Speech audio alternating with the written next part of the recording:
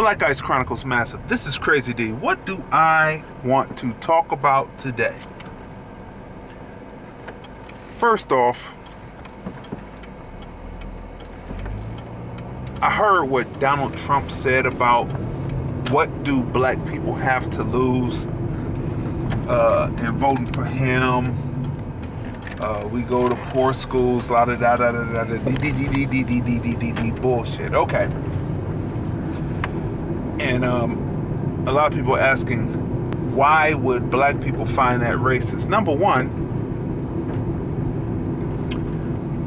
all black people do not live in impoverished neighborhoods. That's one. Two, all black people don't go to impoverished schools. Three, all black people are not on welfare, which we can have a discussion on welfare and the pros and cons of it, but as long as I know that the Homesteader Act allowed majority white to have welfare, I have no problem with black people who need assistance getting it, just like the majority in this country, not the majority around the world, but the majority in this country got it during the Homesteader Act. It's all welfare. So let's get that right. I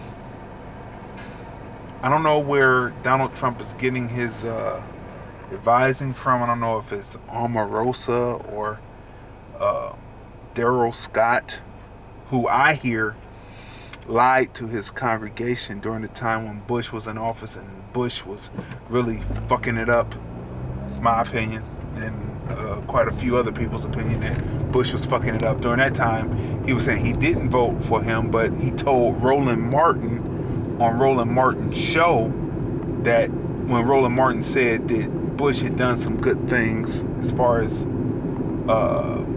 rights were concerned, as far as women's rights were concerned, and then Daryl Scott says, well, that's good because I voted for him, but you know, he lied to his congregation, who he was pushing at the time to vote for him. This is what I hear. Before Bush got into office, he was pushing for Bush to be in office. So basically, he's doing what he is doing on a larger scale to Trump, for Trump. Excuse me. But so I want to say those few things. I don't know where they're getting their information from, because maybe they're used to dealing with the downtrodden, when all groups of people in America have a downtrodden that have a handout, to need assistance. All groups of people in America have a pocket of people who are like that. So I don't know where they're getting their information from, because they deal with the downtrodden, but all black people aren't downtrodden, because you should know, because you know they hang around people who are in the same tax bracket as them, so to speak. So what Donald Trump was saying there was a fallacy. So that's why we have a lot to lose when a person feels that they're going to be giving a handout, that all black people need a handout. That's false. Okay, so that's not what I wanted to talk about today, but this is, I just wanted to touch upon that. I want to tell another story about the horrors of being bused over to the west side. Now, again, I'm in second grade, and we're on the bus, and of course I'm sitting not in the back, but in the middle, because they assigned seats. But I told the bus driver that I didn't want to be in the back. I didn't want to be in charge of handling the door, because why do all the black kids have to be in the back? Of course, I didn't express it like that, but looking back on it, that's what was in me to say that I wanted to be in like the middle seats if you're gonna put us there. Okay. So, but it was an all black bus, because it was all black children being bused over to the west side to meet our West Side brothers and sisters. Okay. Hello, West Side black people. But anyway, this particular day, there was a girl on the bus. You know, there were girls on the bus, but this particular girl didn't live that far away from me in my neighborhood. However, she was a contrary type of person. And so I didn't really communicate with her because I could see she was contrary. And like I will always tell my nephew, if a little girl is contrary, there's no need for you to even talk to that person or try to make them like you because they're contrary. So I understood that.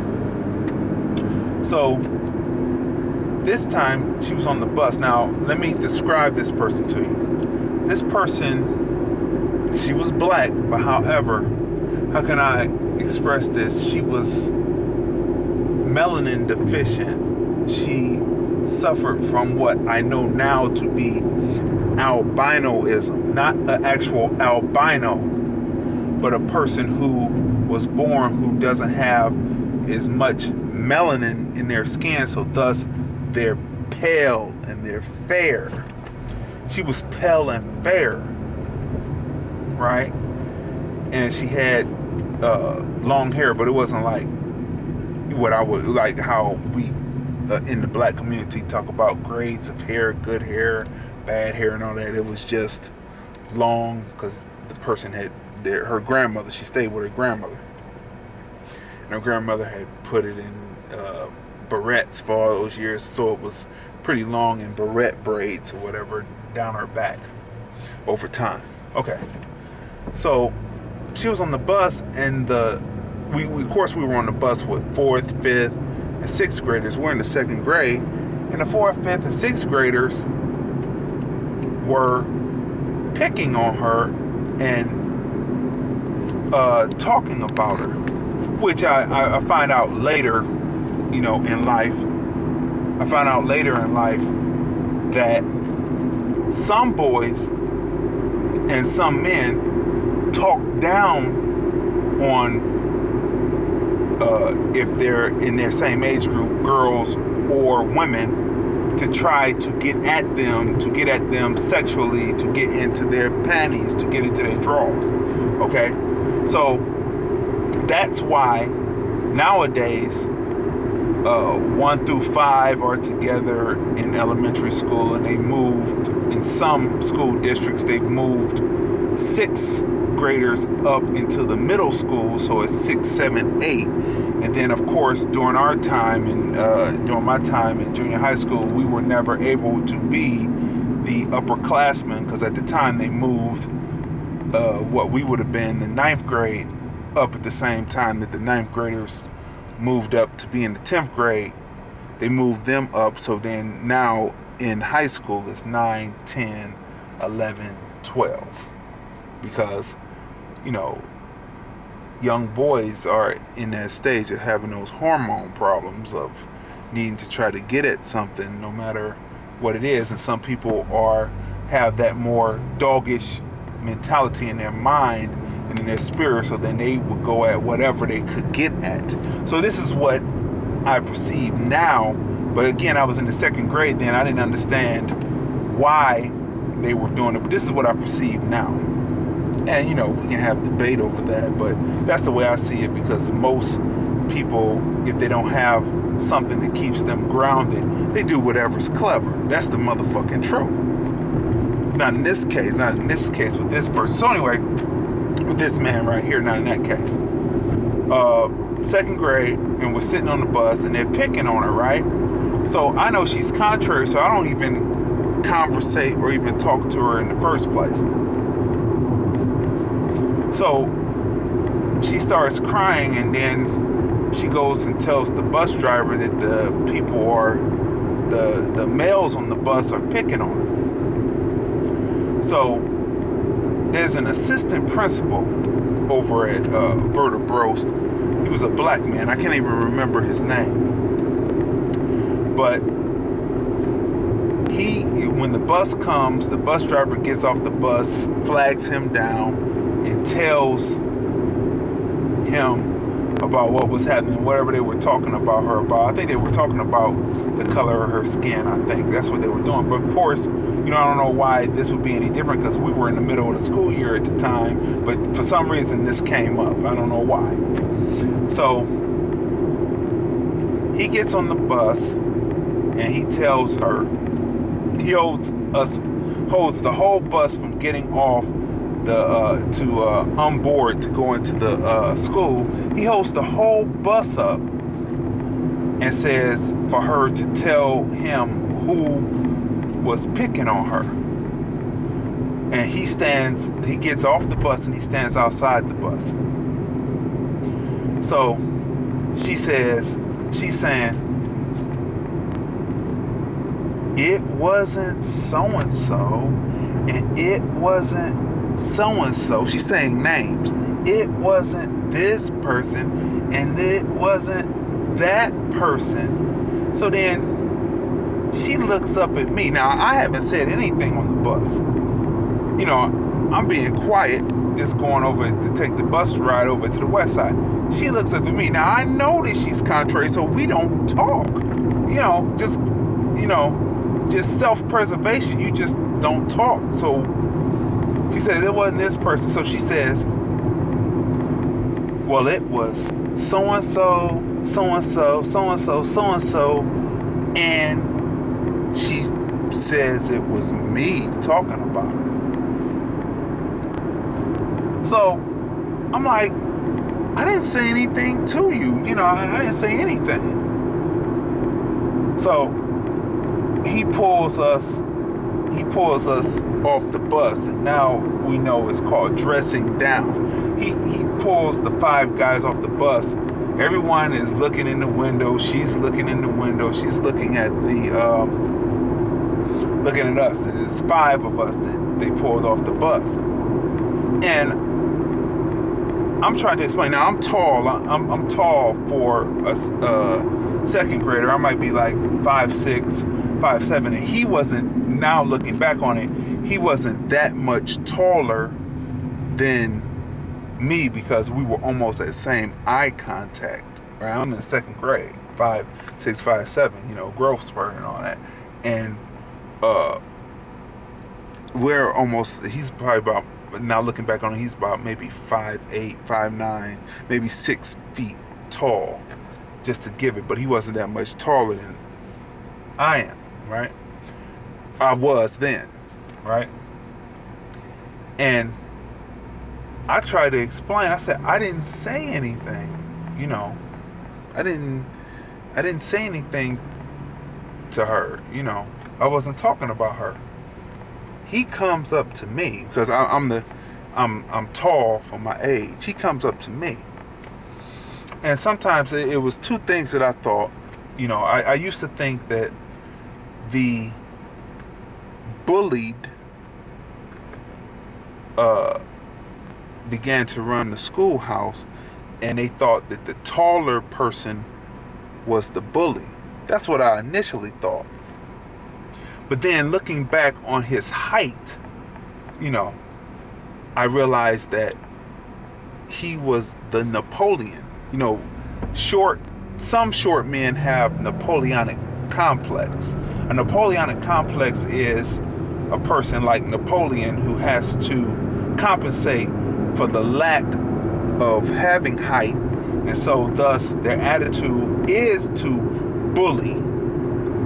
Now I think that from that point, from when I was in elementary school on, the bullies who were once bullies in high school have now taken over and are now in the elementary schools, middle schools, and high schools as administrators. So he comes up to me and he won't let me explain. And he takes his hand and he grabs me by my chin and tells me to be quiet. So I have no win in the situation. So I have no choice but to be quiet. But he doesn't just stop there. I don't know if anyone has ever seen, well, of course you've seen it, Boys in the Hood, where the black cop is standing there with the white cop, and he's like, I can't stand you, motherfuckers. It was something like that. So when I saw Boys in the Hood, it kind of like gave me a flashback, because it was something like that. Because this motherfucker was suffering from self-hate, right?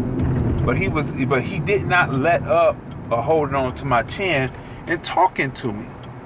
You know what I mean? And talking to me, and then tears started to come to my eyes. I'm just a kid, but you're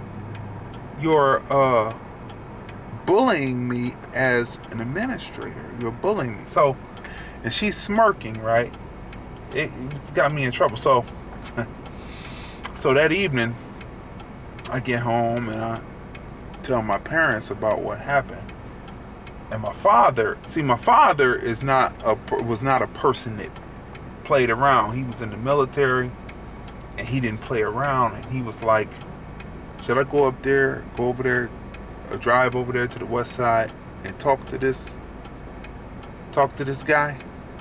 And then my mother was like, no, just, calm down and just, let it play out its course or whatever, right? So, so I go back, and this motherfucker every day, he's like, you're being good? I'm being good. Okay. Yeah, every day. So that went on for a while, and then finally, I don't know what happened. I guess he just lost interest because I did not react the way most people would react. You know what I'm saying? I stayed calm because my father taught me to think twice and act once. But I tell this story because, like I said before, she suffered from albinoism, not being an albino, but albinoism, meaning that the melanin wasn't there. And him putting his hands and squeezing my chin was like what would happen to a black boy or a black man when a white woman would say that the black man or the black boy did something to them, and then the white man would go out and lynch the black boy or the black man. So this is a condition that this particular assistant principal had as a black man suffering from self-hate, that he took on the role of the white man to lynch a little black boy by grabbing his chin, or what the white man would have done, which would have actually been murder, and actually tied me to a fan and threw me into the Mississippi River, i.e. Emmett Till. So when you're dealing with people, I tell this story because when you're dealing with people who suffer from self-hate, you can cut them motherfuckers up stitch by motherfucking stitch and put them motherfuckers back together again, and they will be the same low down, no good nigger. The ones who suffer from self-hate, who will sell you out, who will try to humiliate you because you're tall, upstanding, and outstanding. They are the niggers. And you are a black man or a black woman who stands up and speaks out, and you don't stand for any injustice. So this was an injustice that was done to me due to self-hate on two people's parts. The assistant principal, who was a black man but who did not love himself, and the little girl who suffered from albinoism, who decided because I loved myself and wasn't out to take abuse from someone who suffered from albinoism, that she would cause me to be castrated or lynched. So that's it. I put the shit together to let you know that I don't understand why there are some black men who deal with white women. I don't understand that shit. When you know the history of what happened, that experience informs me upon the fact that I don't like fair-skinned black women. Not my thing. Not my thing. It's too close to white to me. So that doesn't float my boat, and white women don't float my boat, and that informs me. So take in the knowledge, take in the understanding, put it all together and figure the shit out for yourself. That's it. The Black Ice Chronicles.